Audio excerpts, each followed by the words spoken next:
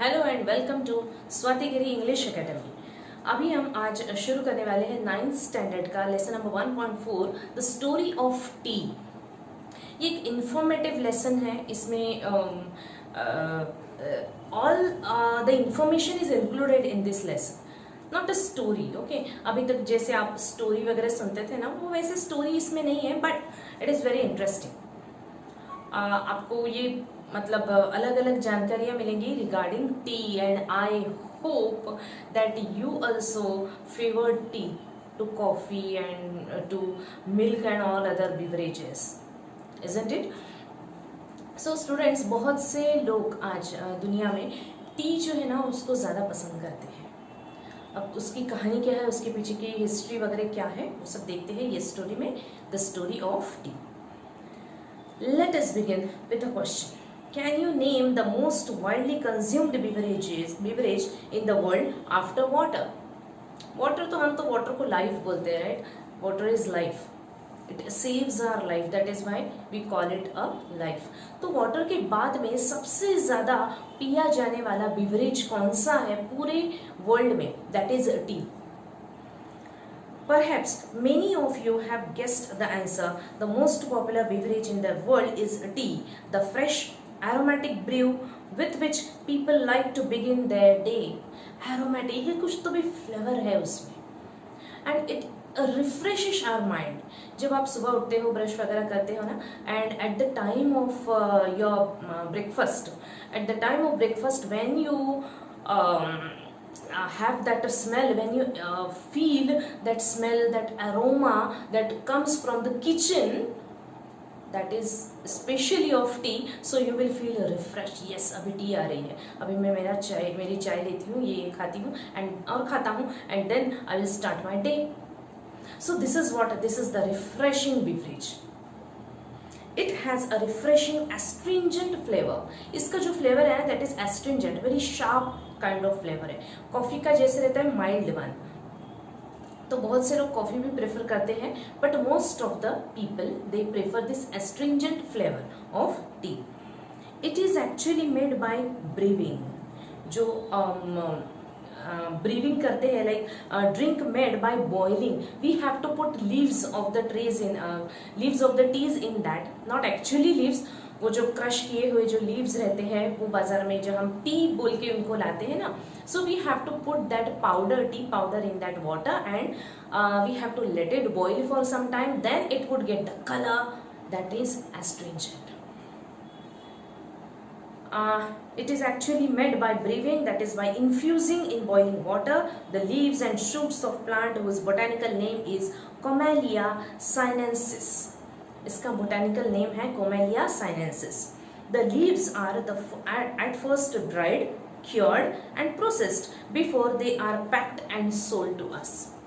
तो बाज़ार में आने के पहले ये जो उसके जो लीव्स होते हैं, जैसे आपने देखा होगा एड में वगैरह, वो आसाम टी जो रहता है that is most popular in India, not only in India, all over the world also.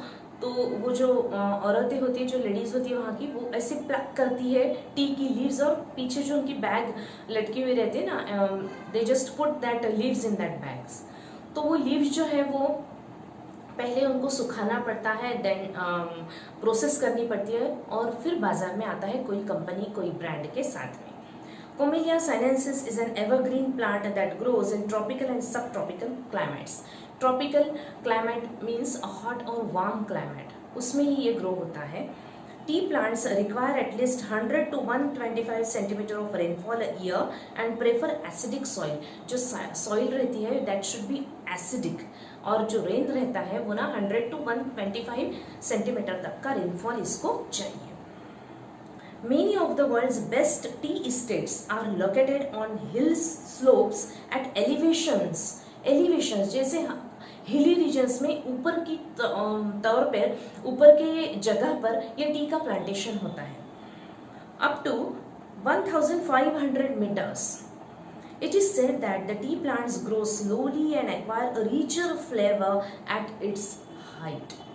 Height पे जितने ज़्यादा वो हाइट पे रहेंगे ना, उतना उनका फ्लेवर अच्छा रहेगा, और वो बहुत स्लोली ग्रो करते हैं टी के प्लांट्स.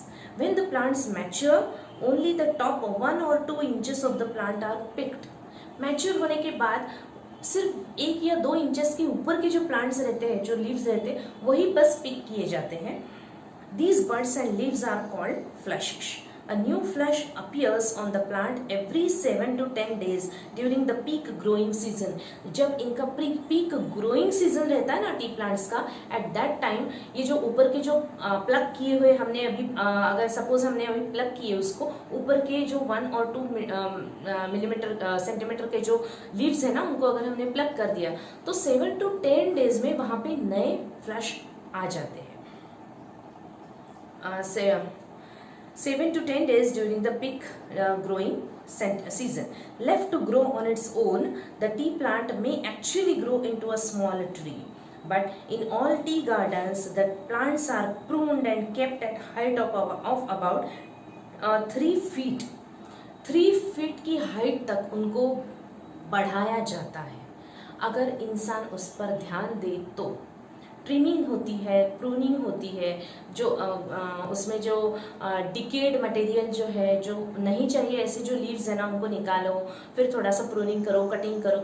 इस तरह से अगर ध्यान दिया जाए तो 3 फीट तक का चाहिए होता है अच्छा फ्लेवर वाला टी पाने के लिए। Enable easy plucking of the leaves. The teas we buy are usually classified according to their leaf size. अब लीफ साइज कैसे होता है?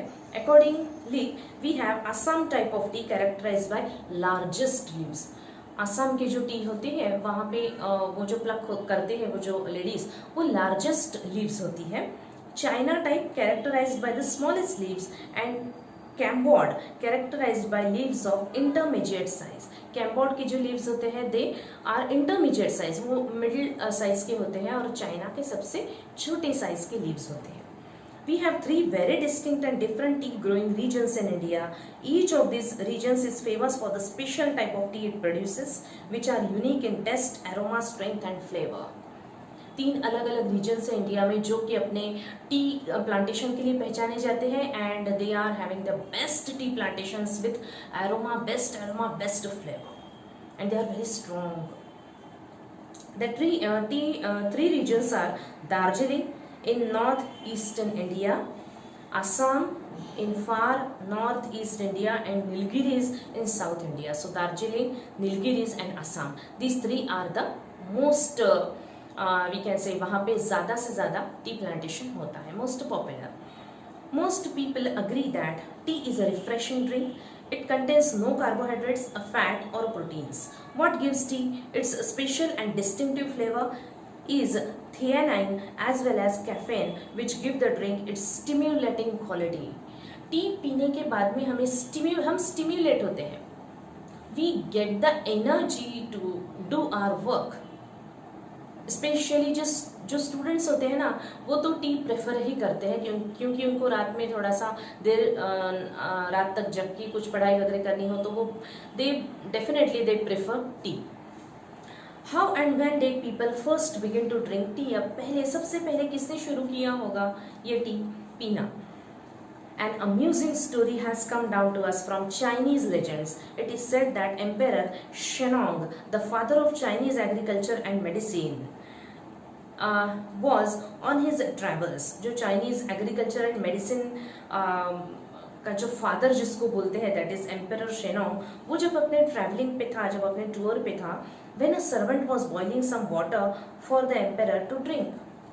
अब ही इज एम्पेरर, तो उसको रिफ्रेश करने के लिए बाकी जो उसके सर्वेंट्स वगैरह होंगे they were quite ready no.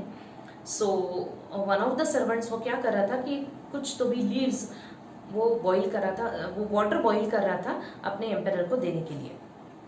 And he put some leaves. Just then, a few leaves from a nearby tree blew into the boiling water. पास में ही कुछ झाड़ी में के कुछ जो leaves थे ना, वो boiling water में गिर गए. On drinking the water immediately changed the color. और immediately क्या हुआ, वो जो boiling water था, actually first that servant was about to give that boiling water, warm water to emperor. पहले के ज़माने में जब टी नहीं था, टी का आइडिया ही नहीं था, तब ये जो सर्वेंट्स है वो अपने एम्पेरर को रिफ्रेश करने के लिए वार्म वाटर देते थे. लेकिन अभी क्या हुआ, जब वो ऐसे गुजर रहे थे रास्ते पर से या जंगल में से बोलो, तो वहाँ पे बॉईल करते करते बाजू में जो प्लांट था उसमें के कुछ लीव्स ना इसमें बॉइलिंग वाटर में गिर गए और immediately they turn the colour of that water. On drinking the water, the emperor was amazed by the rich flavor and the refreshing quality of the resulting infusion. कि ये क्या हो गया, ये जो टी अब बना है, दिस इज व्हाट, ये जो ड्रिंक अभी बना है, this is called T. At that moment he understood, अच्छा ये जो चीज है ये बहुत ही रिफ्रेशिंग है, क्या है ये. Excited by the unknown plant and its amazing flavor, he carried out further investigations and discovered that tea had many healing and restorative properties and could also be used as an antidote to certain poisons. कुछ poisons पे भी वो antidote के तौर पे काम करता है. It energizes our mind, it soothes us, it consoles us, it refreshes us. और उसमें बहुत सारी क्वालिटीज भी रहती है ना, उसमें फैट्स हैं ना कार्बोहाइड्रेट्स हैं और बहुत सी हीलिंग प्रॉपर्टीज भी रहती है. जैसे आप काढ़ा बोलते हैं ना, जैसे विंटर सीजन में या रेनी सीजन में कोई अगर बीमार है, किसी को cough and cold, if someone had caught cough and cold, then definitely जो घर के जो बड़े बुजुर्ग रहते हैं ना, वो डेफिनेटली वो टी जो है ना वो बॉईल करके उसमें तुलसी की पत्तियाँ और मिरी ये सब चीज़ें डाल के उसको देते हैं. So this is medicinal properties it is having. तो ये सब बाद में पता चला धीरे धीरे इन्वेस्टिगेशन के बाद में, जैसे ही ये एम्पेरर ने इन्वेस्टिगेशन शुरू की. Yet another legend tells us that it was a Buddhist monk named Bodhidharma who was the first to use tea as a drink. ये तो एक बोलते हैं इस तरह से कि चाइनीज एम्पेरर के थ्रू टी की पहचान हुई थी. और एक कहानी है इसके पीछे के, बोधि धर्म नाम का जो एक बुद्धिस्ट मॉन्क था, उसकी वजह से इसकी पहचान हुई है. He was keen to find a herb or a medicinal plant which would help him stay awake and alert for long periods of time in prayer and meditation. तो वो तो मॉन्क था ना, वो हमेशा प्रे करते रहता था, हमेशा मेडिटेशन में लगे रहता था. तो उसको देर रात तक जगने के लिए, नींद ना आए इसके लिए वो ऐसे एक हर्ब के तलाश में था, ऐसे प्लांट के तलाश में था जो उसे रात तक और देर तक जगने में प्रॉफिटेबल हो या फिर सहायक साबित हो. After considerable search and trial, he found that chewing leaves from the tea shrub acted as stimulant, helping him stay awake. फिर उसको पता चला कि जो कुछ लीव्स हैं इसको बस चबाते रहो ना तो मैं स्टिमुलेट होते रहूँगा, I would get the refreshment and I would stay awake for longer period of time. It was he who introduced tea among his disciples in China. तो ऐसे बोलते हैं कि उसने इंट्रोड्यूस किया है टी चाइना में. It is said that Japanese priests studying under Buddhist teachers in China carried tea seeds and leaves back home with them. अब चाइनीज मॉन्क्स के अंडर जो जापानीज बुद्धिस्ट लोग आते थे ना, उनके अंडर स्टडी करने के लिए, वो अपने साथ में टी के लीव्स लेके गए in Japan. Turkish traders also began to bargain for tea on the border of Mongolia. अब ये फैला पूरे वर्ल्ड में धीरे धीरे.